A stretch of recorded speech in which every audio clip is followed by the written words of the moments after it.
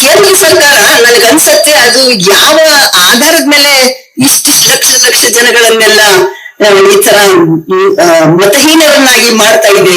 ಅವ್ರಿಗೆ ಓಟ್ ಕೊಡಲ್ಲ ಅನ್ನೋದು ಏನ್ ಖಾತ್ರಿ? ಯಾವ ಜ್ಯೋತಿಷಿ ಹೇಳ್ದ ಅವರಿಗೆ? ಅದು ನನಗೆ ಬಹಳ ಆಶ್ಚರ್ಯ ಆಗತ್ತೆ. ಇಂಥ ಓಟ್ ಕೊಡ್ತಾರೆ, ಇಂಥ ಕೊಡಲ್ಲ ಅನ್ನಕ್ ಆಗಲ್ಲ. ಮುಂದೆ ಒಂದ್ ಹೇಳ್ತಿರ್ಬಹುದು, ಹಿಂದೆ ಒಂದ್ ಮಾಡ್ತಿರ್ಬಹುದು. ಯಾಕೆಂದ್ರೆ ಮನುವಾದಿಗಳು ಬಹಳ ಇದ್ದಾರೆ ಈ ದೇಶದಲ್ಲಿ, ಅಪ್ಪಟ ಮನುವಾದಿತನ ಇದೆ ಕೇಂದ್ರದಲ್ಲಿ. ಹಾಗಾಗಿ ಇಲ್ಲಿ ಪ್ರಗತಿಪರ ಚಿಂತಕರು ಬಹಳ ಕಡಿಮೆ. ಈ ಸರ್ಕಾರದಲ್ಲಿರುವಂತಹ ಜನ ಯಾವ ರೀತಿ ಇರ್ಬೇಕು ಅಂತ ಬಯಸ್ತಾರಂದ್ರೆ, ಅವರು ಹೆಜ್ಜೆಗೂ ದೇವಸ್ಥಾನಗಳಿರ್ಬೇಕು, ಹೆಜ್ಜೆಗೂ ಎಲ್ಲ ಹಿಂದಿನ ಹಳೆ ಕಾಲದ ಸಂಪ್ರದಾಯಗಳು ನಡಿಬೇಕು, ಅದು ಸರಿ ಅನ್ನುವಂಥವ್ರಿರುವಾಗ ಇವರು ಕೆಲವೇ ಜಾತಿಗಳನ್ನ, ಕೆಲವೇ ದಲಿತ ವರ್ಗವನ್ನ, ಕೆಲವರನ್ನೇ ಮನಸ್ಸಲ್ಲಿ ಇಟ್ಕೊಂಡು ಈ ರೀತಿಯಾಗಿ ಆರಿಸಿ ಅವ್ರನ್ನೆಲ್ಲ ಇವರು ಮತ ಚಲಾವಣೆಗೆ ಅವಕಾಶ ಮಾಡ್ಕೊಡ್ದೇನೆ ಈ ದೇಶದ್ರೋಹದ ಕೆಲಸ ಮಾಡ್ತಿದಾರಲ್ಲ, ಇದನ್ನ ನಾವೆಲ್ಲ ಕೂಡ ಖಂಡಿಸ್ಬೇಕಾಗಿದೆ.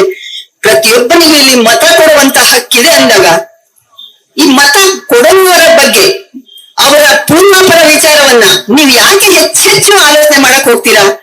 ಈಗ ನೋಡಿ, ಒಂದ್ ಕಡೆ ಇರುವಂತ ಜನ ಇನ್ನೊಂದ್ ಕಡೆ ಇರಲ್ಲ. ಈಗ ಮಂಡ್ಯಕ್ಕೆ ಹೋಗ್ತಾ ಇದೀನಿ ನಾನು, ಅಲ್ಲಿ ಎಷ್ಟು ಜನ ಆನೆಗಳು ಬಂದು ಹಾವಳಿ ಮಾಡಿದಾಗ ಕನಕಪುರ ಮತ್ತು ಆ ಸೈಡ್ ನಲ್ಲಿ, ಹಾಗೇನೆ ತುಮಕೂರು ಕಡೆ ಹರಿಣಗಳು, ಜಿಂಕೆಗಳು ಅವು ಬಂದು ಏನ್ ಬೆಳೆದಿದ್ದನ್ನೆಲ್ಲ ಒಂದು ರೈತನಿಗೆ ಸಿಗೋದೇ ಇಲ್ಲ ಏನು. ಆ ರೀತಿ ಆದಾಗ ಅವರೆಲ್ಲ ಊರೇ ಬಿಟ್ಬಿಟ್ಟಿದ್ದಾರೆ. ನಂದು ಒಂದ್ ಅರ್ಧ ಎಕರೆ ಜಮೀನಿತ್ತು, ನಾನು ಏನು ಮಾಡಕ್ ಆಗ್ಲಿಲ್ಲ ಅಲ್ಲಿ. ಯಾಕೆಂದ್ರೆ ನಾವೇನಾದ್ರು ಬೆಳೆದ್ರೆ ಅದು ನಮ್ ಕೈ ಸಿಕ್ಕೋದೇ ಇಲ್ಲ. ಅಂತ ಹೊತ್ತಿನಲ್ಲಿ ಅವ್ರು ಏನೇನೋ ಬೇರೆ ಬೇರೆ ಕೆಲಸ ಹುಡ್ಕೊಂಡು ಯಾವ್ಯಾವ್ದೋ ಊರಿಗೆ ಹೋಗ್ತಾರೆ. ಕೆಲವರು ಬಾಂಬೆ ಮಡ್ರಾಸ್ ಆ ಕಡೆ ಹೋಗ್ತಾರೆ, ಕೆಲವರು ಇಲ್ಲಿ ಬೆಂಗಳೂರಿಗೆ ಬರ್ತಾರೆ. ಹೀಗೆಲ್ಲ ಆಗೋದ್ರಿಂದ ನೀವು ಯಾರನ್ನ ಅಂತ ಗುರುತಿಸಿ ನೀವು ಮತವನ್ನ ಇದು ಕಡಿತ ಮಾಡುವಂತ ಕೆಲಸ ಮಾಡ್ತಾ ಇದ್ದೀರಾ. ಜನ ಒಂದ್ ಕಡೆ ನಿಂತು ನಿಮ್ ತರನೇ ಸುಖವಾಗಿಲ್ಲ. ಬಹಳ ಜನ ಬಹಳ ಕಷ್ಟದಲ್ಲಿದ್ದಾರೆ. ಎಲ್ಲೆಲ್ಲೋ ಅಲೆಮಾರಿಗಳಾಗಿ ಹೋಗ್ತಾರೆ. ಇವತ್ತಿರೋರು ಒಂದ್ ತಿಂಗಳು ಎಲ್ಲೋ ಹೋಗ್ತಾರೆ, ಮಕ್ಕಳನ್ನ ಬಿಟ್ಟು ಮನೇಲಿ ವಯಸ್ಸಾದವ್ರನ್ನ ಬಿಟ್ಟು ಎಲ್ಲೋ ಹೋಗಿರ್ತಾರೆ.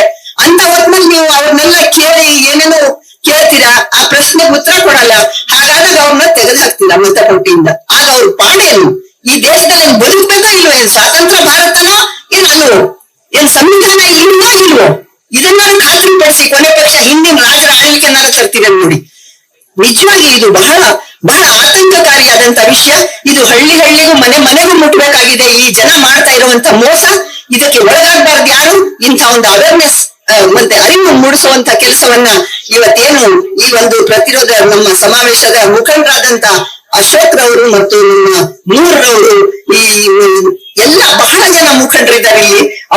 ಎಲ್ಲರನ್ನೂ ಸೇರಿಸ್ಕೊಂಡು ಎಲ್ಲಾ ಪಕ್ಷ, ಎಲ್ಲಾ ಮತ್ತೆ ವರ್ಗದ ಜನಗಳನ್ನ, ಅಂದ್ರೆ ಸಂಘಟನೆಗಳನ್ನ, ನಮಗೆ ಹೇಳಿದ್ರು, ಅವ್ರಿಗೆ ಹೇಳಿ, ಇವ್ರು ಹೇಳಿ ಅಂತ ಯಾರ್ಯಾರಿಗೆ ಹೇಳಿದ್ರು ಕೂಡ ಕೆಲವರಿಗೆ ಅದ್ರ ಅರ್ಥ ಆಗಿಲ್ಲ.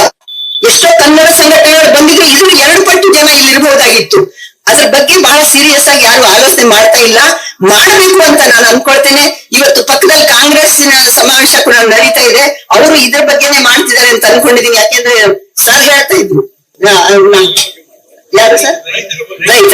ರೈತರು ನಮ್ಮವರೇ. ರೈತರ ಬಗ್ಗೆ ಮಾಡ್ಲಿ, ಯಾರ ಬಗ್ಗೆ ಮಾಡಿದ್ರು ಬಿಜೆಪಿಯವರು ಮಾಡ್ಬೇಕು, ಬಿಜೆಪಿಯವರು ಬರ್ಬೇಕು. ಯಾಕಂದ್ರೆ ಬಿಜೆಪಿ ಇರೋರು ಎಲ್ಲರೂ ಮೂರ್ಖರು ಅಂತ ನಾನು ಅನ್ನಲ್ಲ.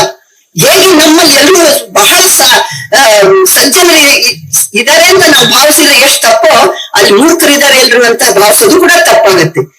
ನಾವೆಲ್ಲ ಮನುಷ್ಯರು, ಒಂದೇ ರೀತಿ ಆಲೋಚನೆ ಮಾಡಲ್ಲ, ಬೇರೆ ಬೇರೆ ರೀತಿ ಆಲೋಚನೆ ಚಿಂತನೆ ಮಾಡುವಂತ ಜನ ಇದೀವಿ. ಆದ್ರಿಂದ ಎಲ್ಲಾ ಪಾರ್ಟಿಗಳಲ್ಲಿಯೂ ಕೂಡ ಉತ್ತಮರು ಇರ್ತಾರೆ. ಆ ಉತ್ತಮರು ಆಲೋಚನೆ ಮಾಡಿ ಅವರಿಗೆ ತಿಳಿಸಬೇಕಾಗತ್ತೆ. ಒಳ್ಳೆದಕ್ಕೆ ಕೈ ಜೋಡಿಸ್ಬೇಕು. ಈ ದೇಶದಲ್ಲಿ ಎಲ್ರೂ ಬದುಕ್ಬೇಕು. ಅಲ್ಪಸಂಖ್ಯಾತರು, ದಲಿತರು, ಮಹಿಳೆಯರು, ನೀವು ನಮ್ಮ ಸಂವಿಧಾನ ಹೇಳಿರುವಂತದನ್ನ ಪಾಲಿಸಿದ್ರೆ ಸಾಕು. ನೀವು ಬೇರೆ ದೇವರು ಬೇಕಾಗಿಲ್ಲ. ಅದನ್ನ ನಾವು ಪಾಲಿಸುವಂತ ಕೆಲಸವನ್ನ, ಅರಿವನ್ನ ಮೂಡಿಸ್ಬೇಕು. ಮತ್ತು ಈ ರೀತಿಯ ಸಭೆಗಳು ಎಲ್ಲ ಕಡೆಗೂ ನಡಿಬೇಕು ಅಂತ ಹೇಳ್ತಾ, ನಿಮ್ಮೆಲ್ಲರ ಬೆಂಬಲ ಇದೆ ಅನ್ನೋ ಮಾತನ್ನ ಹೇಳಿ ಅವಕಾಶಕ್ಕಾಗಿ ತಮಗೆ ವಂದಿಸ್ತಾ ಇದ್ದೇನೆ. ನಮಸ್ಕಾರ.